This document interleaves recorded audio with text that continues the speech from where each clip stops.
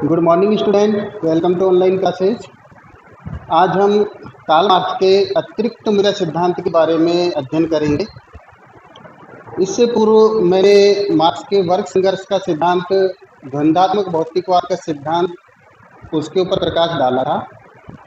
अतिरिक्त मूल्य सिद्धांत का अध्ययन करने से पहले हमें यह समझना अत्यंत आवश्यक है, जैसा कि कार्ल मार्क्स समाज में जो वर्ग भेद है इसे मिटाना चाहते थे और मिटाने के पीछे उनका ये ध्येय था कि शोषक वर्ग शोषित वर्ग का शोषण करता है और ये शोषण तभी समाप्त हो सकता है जब एक वर्ग विहीन, राज्य विहीन और जाति विहीन समाज की स्थापना होनी चाहिए। यहाँ कार्ल मार्क्स वर्ग संघर्ष के सिद्धांत में हिंसक क्रांति साधन का समर्थन करते थे। उनका ये मानना था कि जब तक खूनी क्रांति नहीं होगी तब तक समाज में परिवर्तन असंभव है।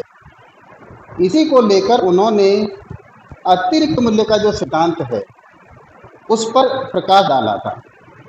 इस सिद्धांत को कार्ल मार्क्स ने अर्थशास्त्र के मूल्य के श्रम सिद्धांत से ग्रहण किया था, परंतु मूल्य का श्रम सिद्धांत और अतिरिक्त मूल्य का सिद्धांत है, इसमें काफ़ी अंतर है। यहाँ हम अतिरिक्त मूल्य का जो सिद्धांत है उसको इस रूप में देख सकते हैं कि जो मजदूर वर्ग है या सर्वहारा वर्ग है वो शिक्षित नहीं है, वो संपन्न नहीं है, वो प्रारंभ से ही समाज में उत्पीड़न का शिकार रहा है, शोषण का शिकार रहा है।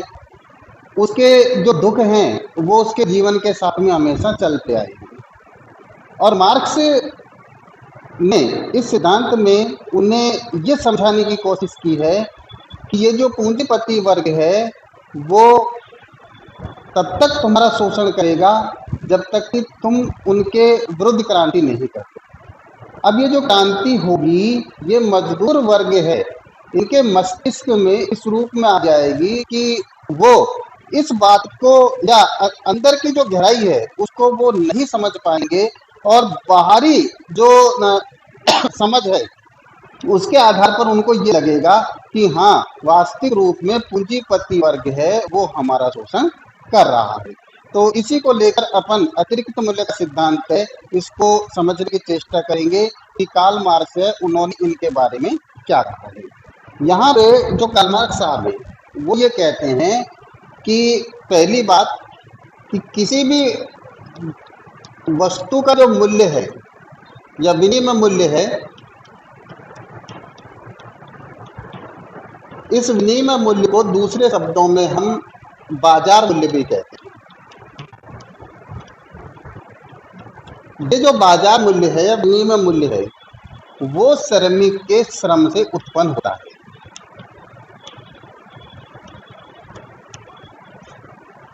किससे उत्पन्न होता है? श्रमिक के श्रम से उत्पन्न होता है।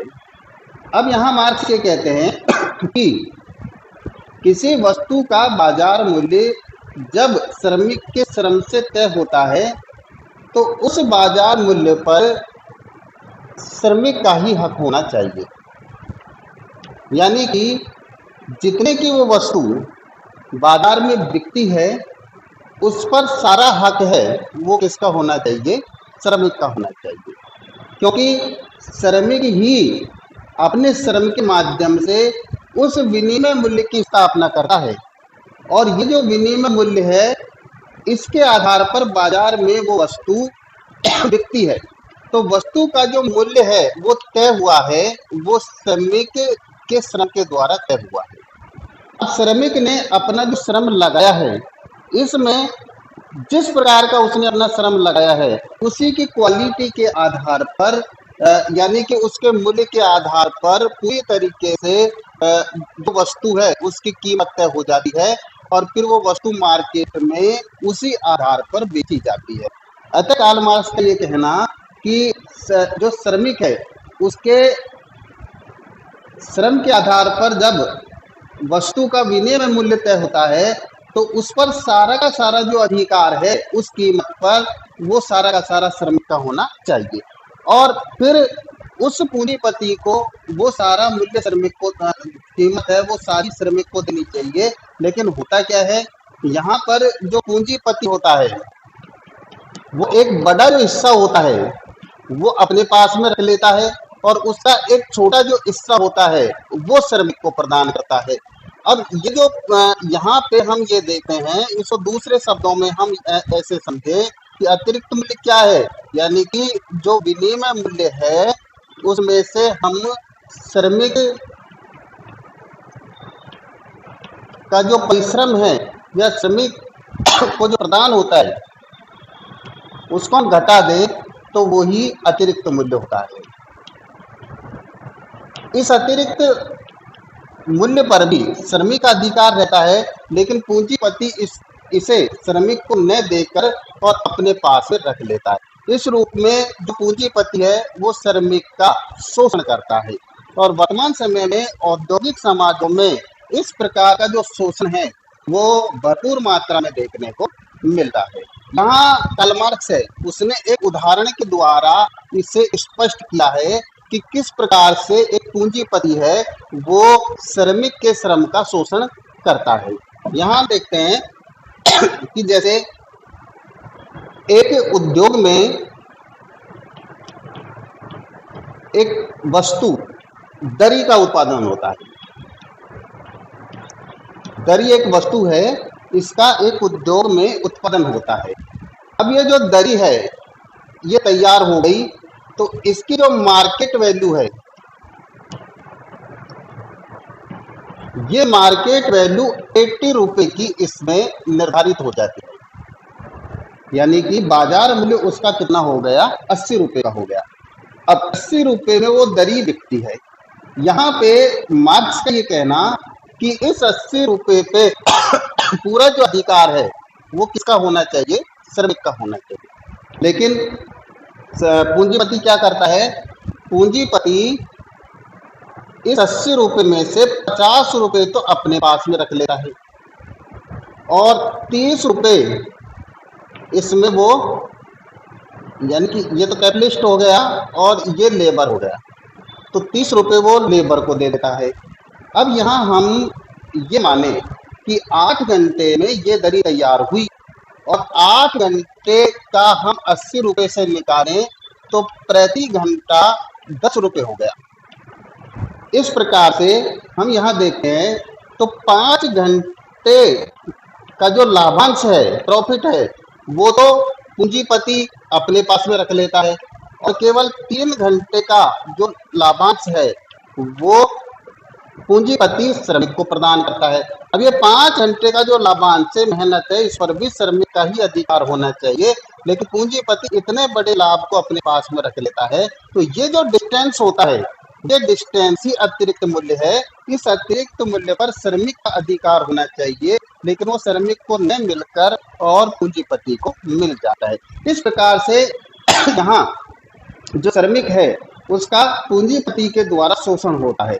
अब यहाँ कार्ल मार्क्स साहब ये कहते हैं कि ये शोषण तब तक चलता रहेगा जब तक कि ये श्रमिक या मजदूर है वो अपने हक के लिए लड़ाई नहीं लड़ेंगे।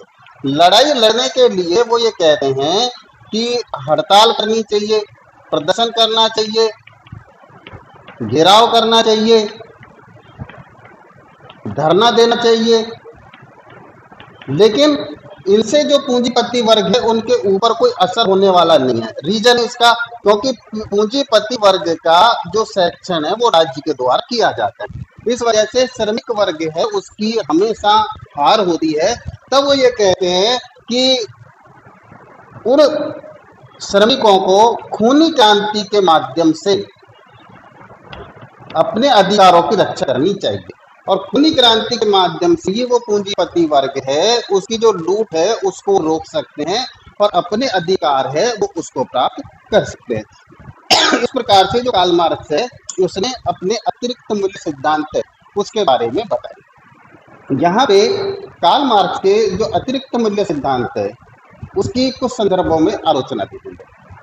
आलोचना में जो पहली बात है वो ये कही गई है कि मार्क्स ने इसका आधार जो बताया है वो ही बिल्कुल गलत और भ्रामक है। यहाँ पे ये कहा गया है कि जब एक उद्योग में श्रमिक अपना श्रम करता है तो पूंजीपति अपनी पूंजी लगाता है, और जब पूंजीपति अपनी पूंजी लगाएगा तो निश्चित सी बात है कि उसका लाभांश पूंजीपति को भी मिलना चाहिए, वो अकेले श्रमिक को नहीं मिल सकता। अगर मान लो कोई पूंजीपति अपना उद्योग लगाता है और उसमें वो भूमि प्रबंध आदि का बंदोबस्त करता है और फिर उसका समस्त जो लाभांश है वो श्रमिक वर्ग को ही प्राप्त हो जाए, तो पूंजीपति वर्ग क्यों तो अपनी पूंजी लगाएगा और क्यों उस उद्योग की स्थापना करेगा जिससे उसे कोई भी लाभांश प्राप्त नहीं होता। इस वजह से इसका जो आधार है उसको ही पूरी तरीके से गलत बता दिया। दूसरी बात कि मानसिक श्रम की उपेक्षा कर दी गई है। दो बातें आती हैं, एक तो मानसिक श्रम और एक शारीरिक श्रम। जहां शारीरिक श्रम श्रमिक करता है तो मानसिक श्रम है वो पूंजीपति कर रहा है। एक उद्योग में किसी भी प्रोडक्ट का प्रोडक्शन करना और फिर उद्योग से उसे मार्केट तक ले जाना और फिर मार्केट में उसकी मार्केटिंग करना, ये एक बहुत बड़ा मानसिक कार्य है और इसे केवल पूंजीपति वर्ग ही करता है। यहाँ पे जो शारीरिक श्रम वाले को तो ये कह दिया कि इसे पूरा लाभांश मिलना चाहिए, और जिसने मानसिक श्रम किया है उसे यहाँ कुछ भी प्राप्त नहीं हो रहा। इस वजह से कार्ल मार्क्स ने कहा, यहाँ आलोचकों ने ये कहा है मार्क्स के विचारों के विरुद्ध, कि जो शारीरिक श्रम का जितनी भूमिका होती है उतनी से ज्यादा मानसिक श्रम की भूमिका होती है। तो कार्ल मार्क्स साहब को अपने सिद्धांत में मानसिक श्रम की उपेक्षा नहीं करनी चाहिए।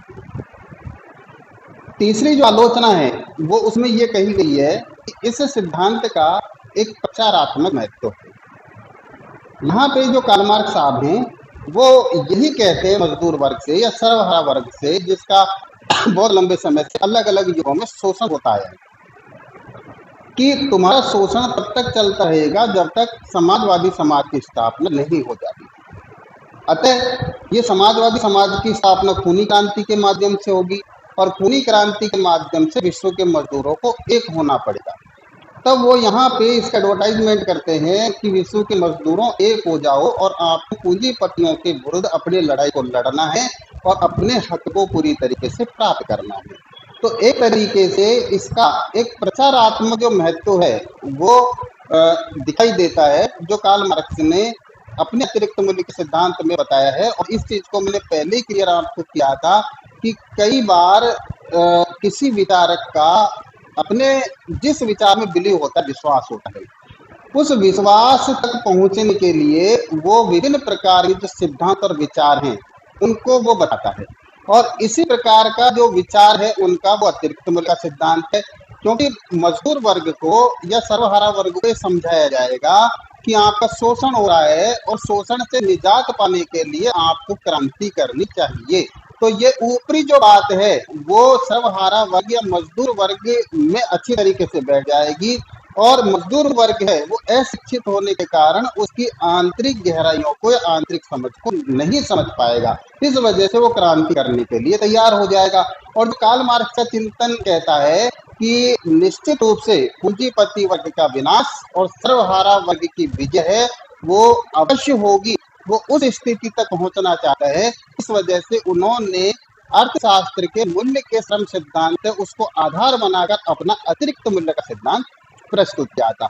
बाकी यहाँ समालोचना के रूप में अपन ये कह सकते हैं कि अगर कार्ल मार्क्स साहब हैं वो श्रमिकों के हितों के साथ साथ में पूंजीपति के हितों को भी देखते तो उनके इस सिद्धांत की किसी भी रूप में आलोचना नहीं होती। लेकिन उन्होंने केवल और केवल श्रमिक वर्ग के बारे में ही सोचा, पूंजीपति वर्ग के बारे में बिल्कुल उन्होंने नहीं सोचा। इस वजह से उनके इस सिद्धांत की आलोचना भी की गई है।